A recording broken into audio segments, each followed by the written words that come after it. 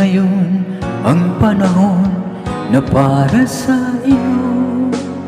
Huwag mainip dahil ganyan ang buhay sa mundo.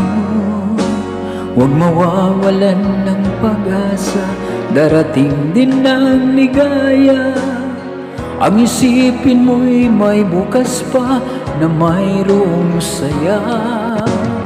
Kabigo ay hindi hadlang upang tumakas ka.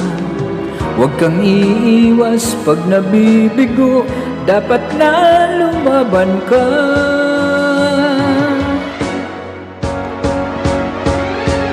Ang kailangan mo'y tibay ng loob kung mayroong pagsubok man.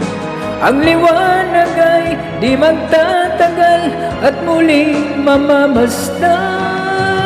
Ikot ng mundo ay hindi